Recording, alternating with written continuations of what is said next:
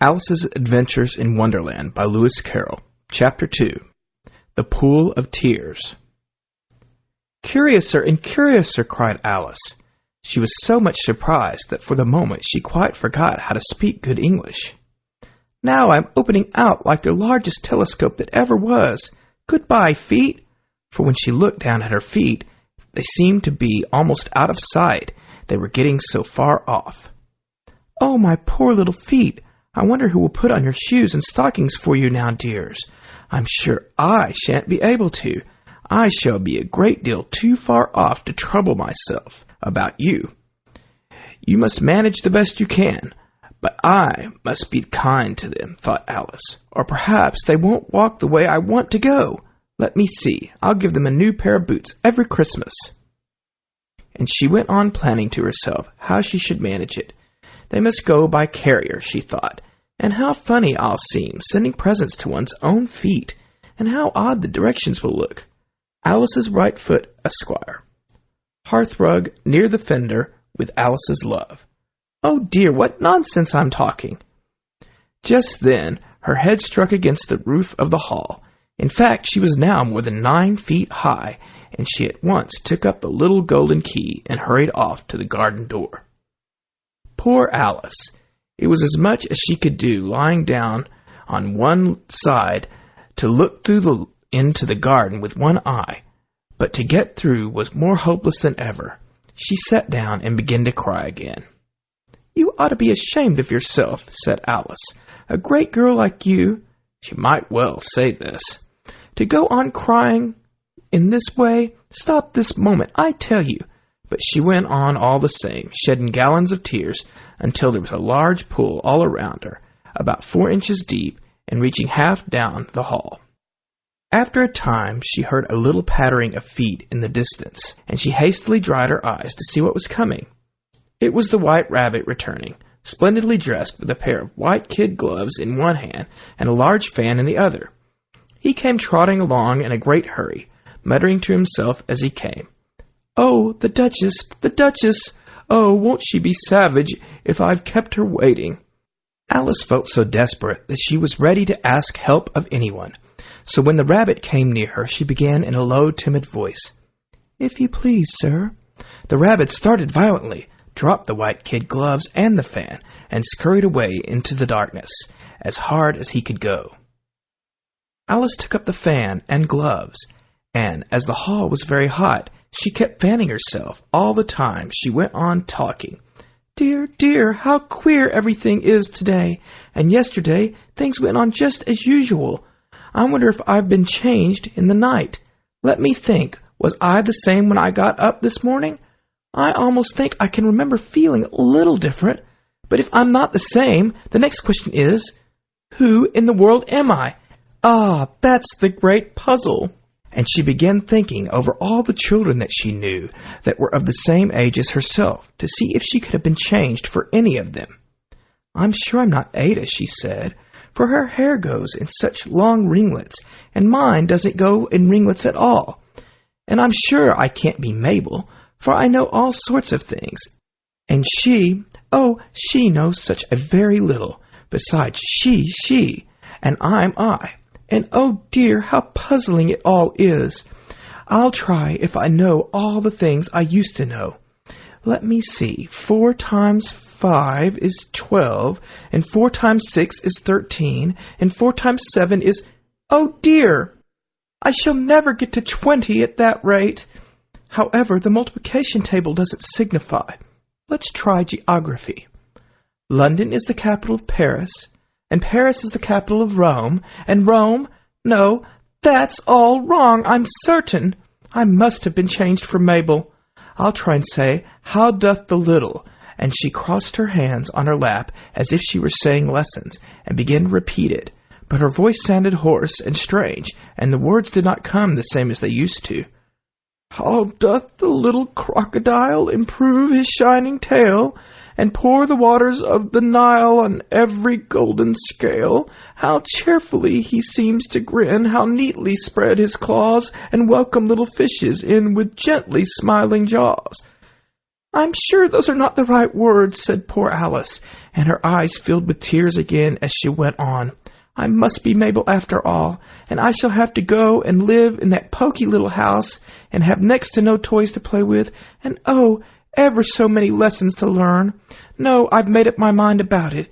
If I'm Mabel, I'll stay down here. It'll be no use their putting their heads down and saying, Come up again, dear. I shall only look up and say, Who am I then? Tell me that first, and then, if I like being that person, I'll come up. If not, I'll stay down here till I'm somebody else. But, oh dear, cried Alice, with a sudden burst of tears, I do wish they would put their heads down. I am so very tired of being all alone here. As she said this, she looked down at her hands, and was surprised to see that she had put on one of the rabbit's little white kid gloves while she was talking. How can I have done that? She thought. I must be growing small again. She got up and went to the table to measure herself by it, and found that, as nearly as she could guess, she was now about 2 feet high, and was going on shrinking rapidly. She soon found out that the cause of this was the fan that she was holding, and she dropped it hastily, just in time to avoid shrinking away altogether.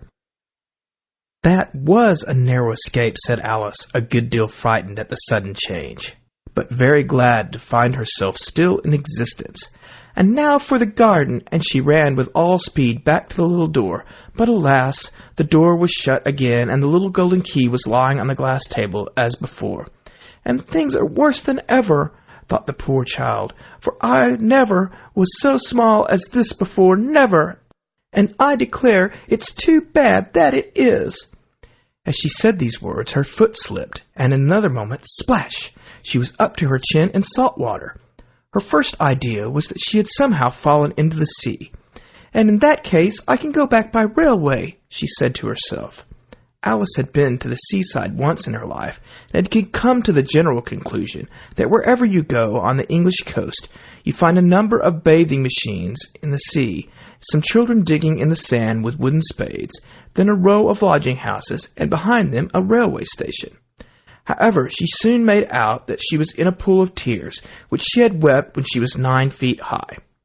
I wish I hadn't cried so much, said Alice, as she swam about, trying to find her way out. I shall be punished for it now, I suppose, by being drowned in my own tears. That will be a queer thing, to be sure. However, everything is queer today.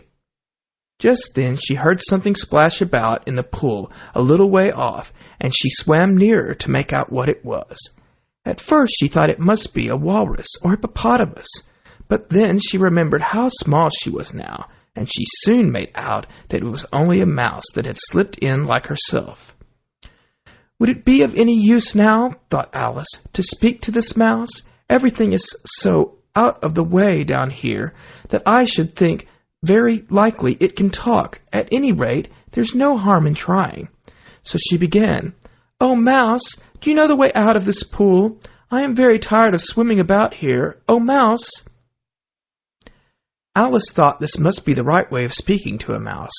She had never done such a thing before, but she remembered having seen her brother's Latin grammar, a mouse of a mouse, to a mouse, oh mouse.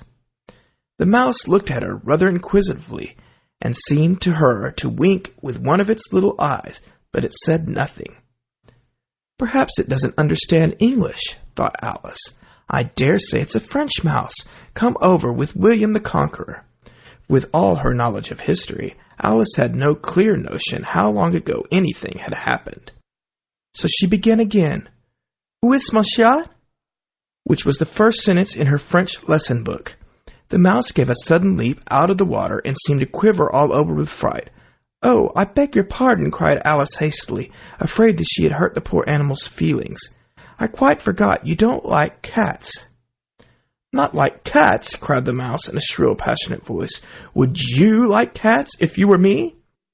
Well, perhaps not, said Alice in a soothing tone. Don't be angry about it. And yet, I wish I could show you our cat, Dinah.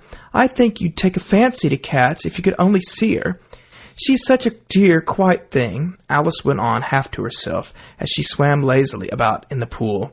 and she sits purring so nicely by the fire, licking her paws and washing her face, and she is such a nice soft thing to nurse, and she's such a capital one for catching mice. Oh, I beg your pardon, cried Alice again, for this time the mouse was bristling all over, and she felt certain it must be really offended.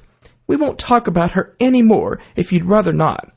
We, indeed, cried the mouse, who was trembling down to the end of his tail. As if I would talk on such a subject. Our family always hated cats. Nasty, low, vulgar things. Don't let me hear the name again. I won't indeed, said Alice, in a great hurry to change the subject of conversation. And you, are you fond of dogs? The mouse did not answer, so Alice went on eagerly. There is such a nice little dog near our house I should like to show you. A little bright-eyed terrier, you know, with, such long curly brown hair, and it'll fetch things when you throw them, and it'll sit up and beg for its dinner, and all sorts of things. I can't remember half of them, and it belongs to a farmer, you know, and he says it's so useful, it's worth £100. He says it kills all the rats and— Oh, dear, cried Alice in a sorrowful tone, I'm afraid I've offended again. For the mouse was swimming away from her as hard as it could go, and making quite a commotion in the pool as it went. So she called softly after it, Mouse dear, do come back again, and I won't talk about cats or dogs either, if you don't like them. When the mouse heard this, it turned round and swam slowly back to her. Its face was quite pale, with passion, Alice thought, and it said in a low, trembling voice, Let us get to the shore, and then I'll tell you my history, and you'll understand why it is that I hate cats and dogs. It was high time to go, for the pool was getting quite crowded with birds and animals that had fallen into it. There was a duck and a dodo, a lory and an eaglet, and several other curious creatures. Alice led the way, and the whole party swam to the shore. End of Chapter 2.